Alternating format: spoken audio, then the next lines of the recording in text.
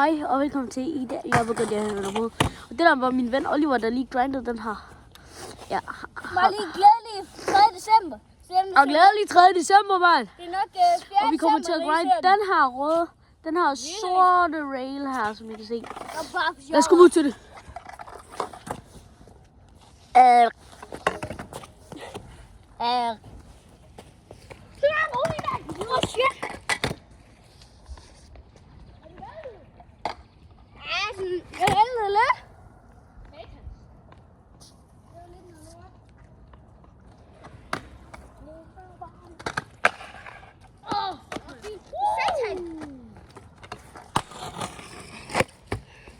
Fordi han er sød, han er syg ud.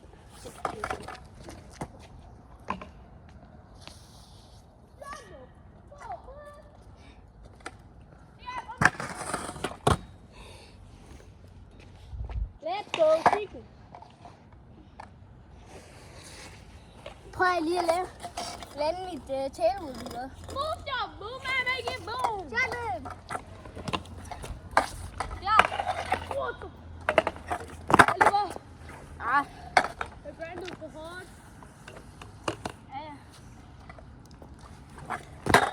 Ja. Fordi jeg hele tiden vælter, det er på grund af, at jeg kører så hurtigt. Men han der Oliver der, jeg kører lige der. Han kører for langsomt, når han grinder. Han kører for langsomt. Du skal køre hurtigere, Oliver. Du skal køre hurtigere. Jeg skriver lige i kommentaren. Han skal ikke bestemme, hvad jeg skal. Hvad siger du? Skriv i kommentaren, hvor irriterende jeg er. Nej, det skal jeg bestemme over. Er det Den kom her. 6, 7. Skriv i comments. 6, 7.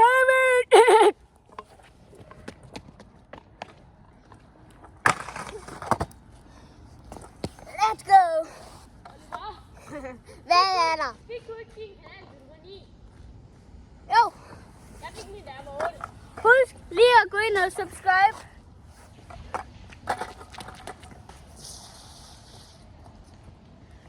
Oliver, flytter. Godt. Klokken er sådan... Pause videoen, og så Klokken er måske abonner og like videoen ned in the description.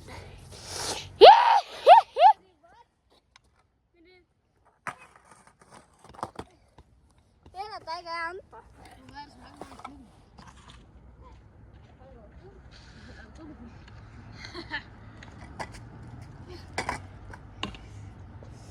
Og så kører vi, og så grinder vi den her. Vi kan godt lige være bundslejden. Oh my god. Jeg hopper lige over, ja.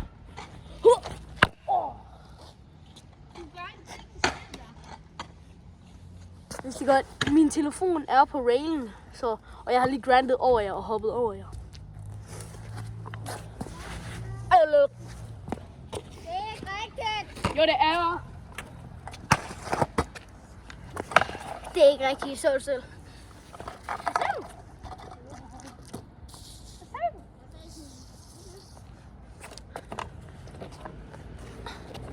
Og shout out til NV Pro Scooters for at give det verdens bedste løbehjul, mand.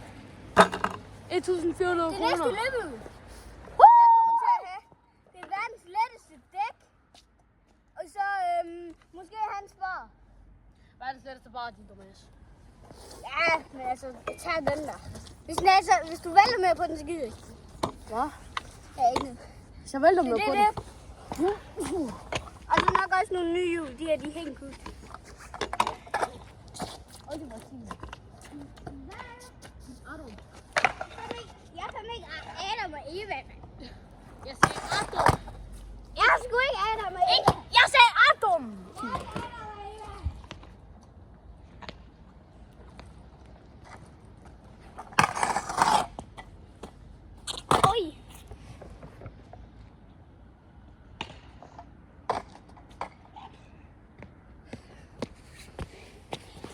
mødes et sted, hvor jeg skal prøve at lave tæve.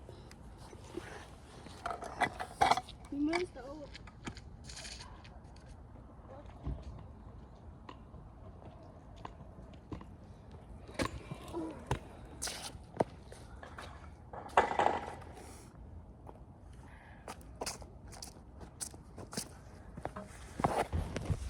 Nu tager jeg lige med til et magic sted. I'm driving in my car. Jeg placerer lige min taske hurtigt. Perfekt. Hej Milo! Hvad laver du? Jeg tror lige, han har været lidt vand. Det kan du godt være. Klokken er jo cirka 5 nu. Ja, han kommer cyklen lige der.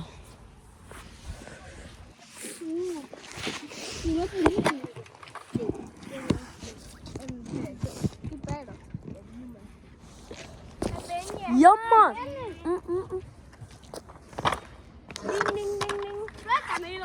Jeg kan ikke lide at flytte mig. Den der har jeg fået.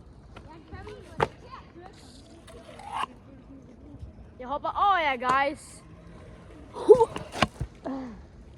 Just kidding. Hvad fanden er det der? So close!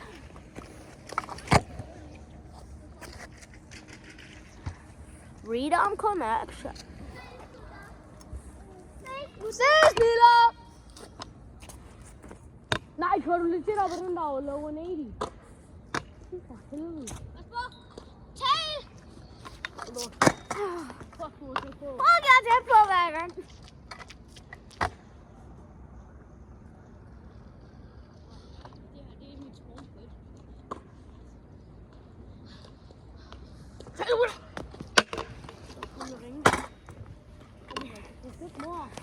Og by the way, jeg har allerede lavet en tæve.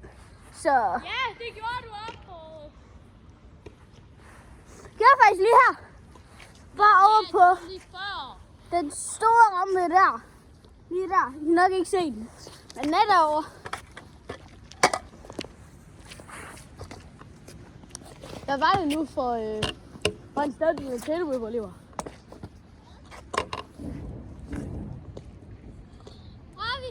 Hvad var det nu, den der skaterbane, som vi tog dig med på, hvor du lavede tilbud? Det var over på... Fuck, men du langt til fitness på Oslo. Det er ikke sådan. Ja, det er.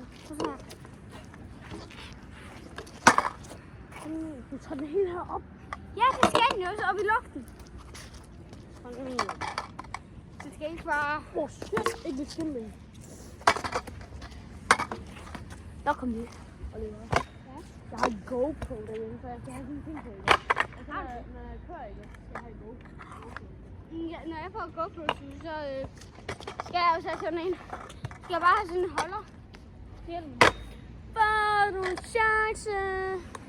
Ej, god!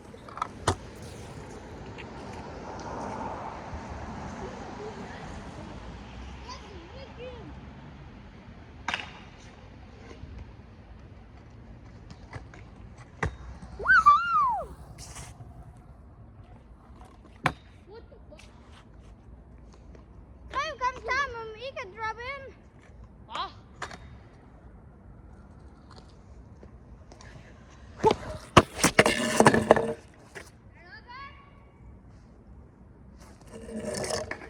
Jeg prøver at hoppe over telefonerne.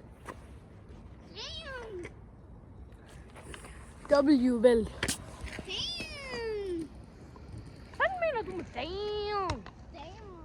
Damn over dig. Det var ikke det, jeg sagde, Oliver.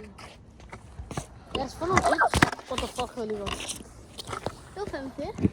Lad os få nogle clips noget andet sted.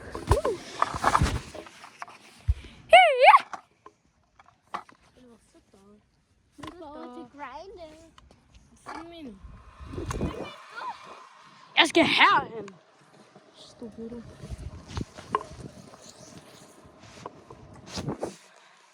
Kan vi da have? Oh shit. Okay. Vi kommer til at gå på den der. Vi kommer nok til at sådan køre her, maybe. Jeg vil prøve at hoppe lige nu. Det gør jeg. Fedt nok.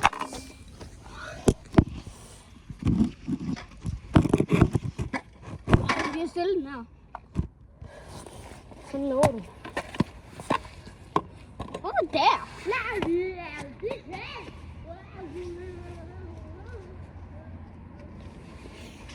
Der er også en mini-quarter her. Ej, quarter. Shut up! Nej, det er jeg fandme bange for. Nu var det glat. Og det gør vi ikke alligevel. Men vi rykker ned til Olivers spot. Det er lige hernede.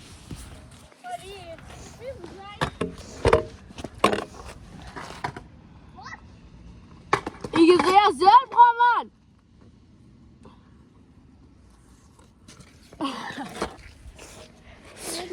Jeg har lige klippet Oliver har lavet.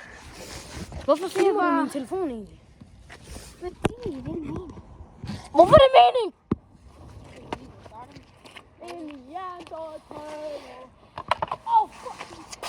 Hvor nu er jeg fedt.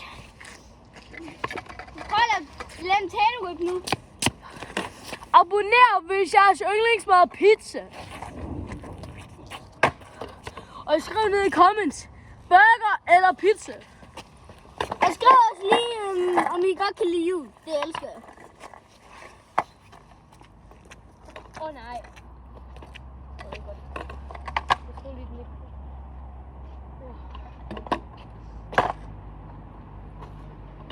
Fanden er lige på en lige runde.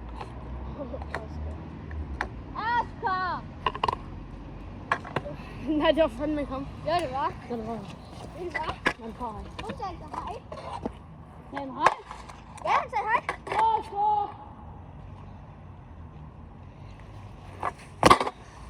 So close.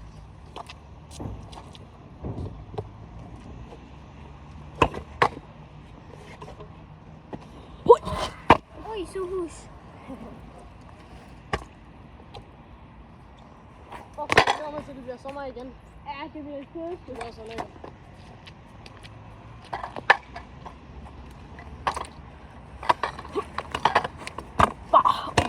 Fuck, jeg er god. Ja. Og hvis I kender Bramming Skatepark udendørs, og det er over ved, tæt ved spejderhytten, skal I nok finde den. Også springhallen og gymnastikhallen. Ja. Nej, svømmehallen. Ja, svømmehallen. Det er bare det. Skriv lige, om I har været her. Jeg har Birk sikkert, hvis han ser min video. Birk, hvis du ser min video i går. Ja, så. Nej, vi er derovre i skolen. Nej. Jeg har talerøb. Så, shout out til dig. Og jeg siger ikke shout out. Jeg siger shout out. Shout out. Hvad siger du? Shout out. Hvad siger du til mine søger, mand? Shout out. Shout out. Hvad siger du? Og asshole. Men jeg er så Men hvor ser de søde. Alle dem der er med. Hvad?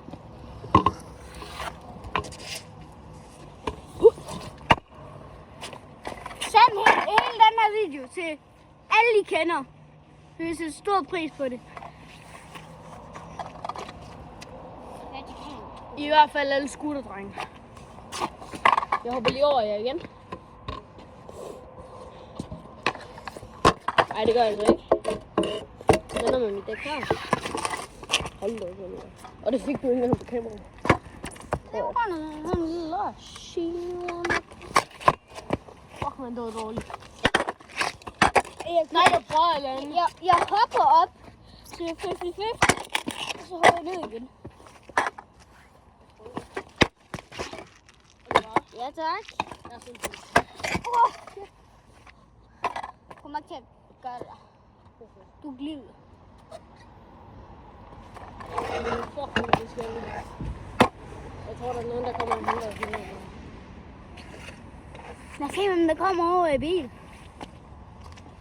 Jo. Fuck, man. Synes du, Bim? Bismillah. Nej, hvis de kommer op. Avada Kedavra! Satan! Nej. Den stigste, du får. Avada Kedavra!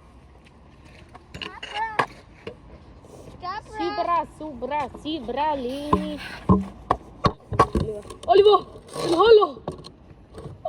Er du syg i hovedet? Ser det mærkeligt ud? Nej, det ved jeg ikke altså. Eller på billedet, så ligner det jo. Hvad det ligner. Altså ikke godt, men... Jeg er så fandme syg, du. For satan. Jeg ramte dig engang. Hvorfor skal du så for satan?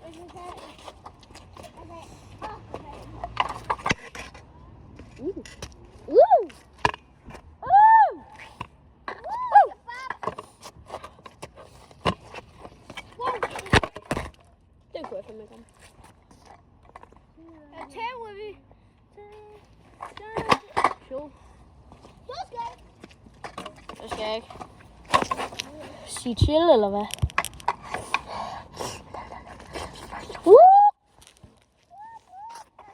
Hej på Olivers kanal. Wow.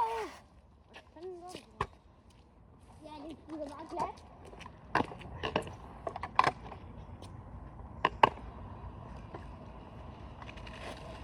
Jeg skal så godt i den anden vej.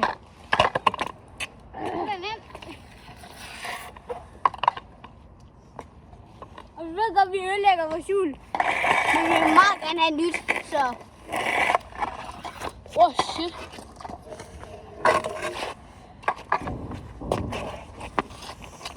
Pas ud. Jeg vil lige over. Shit. Hvad er der så, der er politi? Hold da kæft.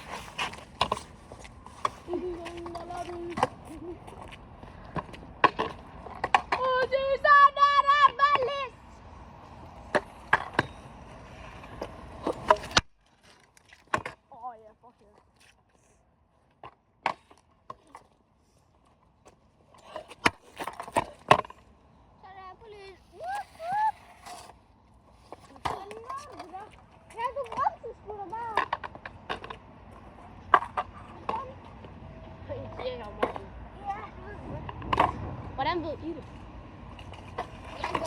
Fuck.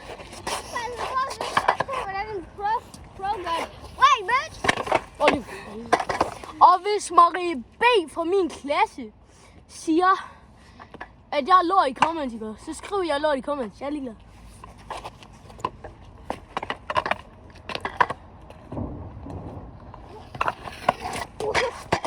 Sygt.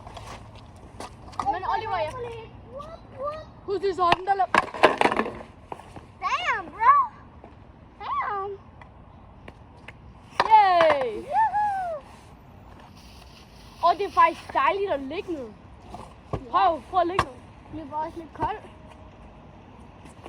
Er det koldt? Du har jakke på, Oliver. Du bliver kold. Ja, på benene. Jeg rørte heller ikke med benene.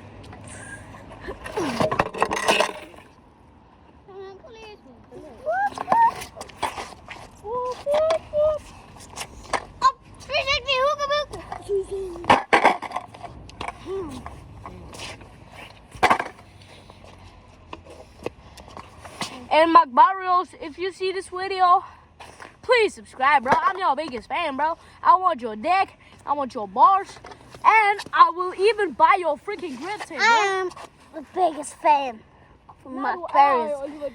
Yeah, you're just looking at Roman Deliver. That's the only thing you're actually looking at. Jeg vil lige være ramt i telefonen. Fuck, det er fedt.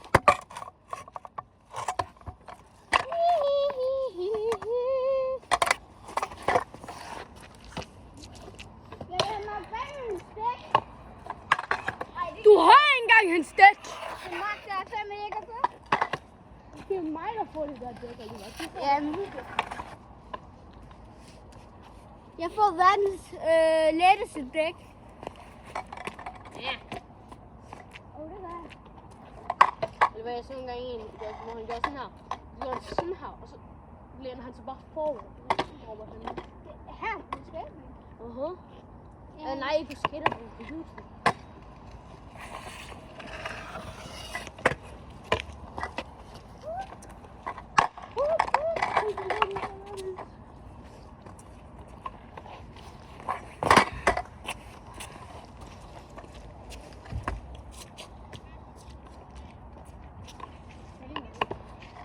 fra køkken. Så er det sådan, at du gør.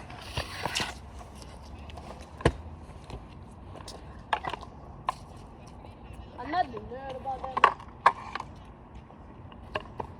Kommer nogle piger. Oliver? Ja.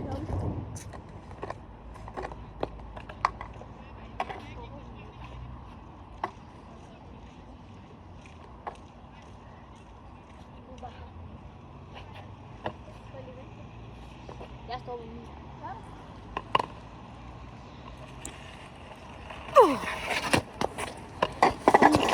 Det var alt det for i dag. Ses, bros.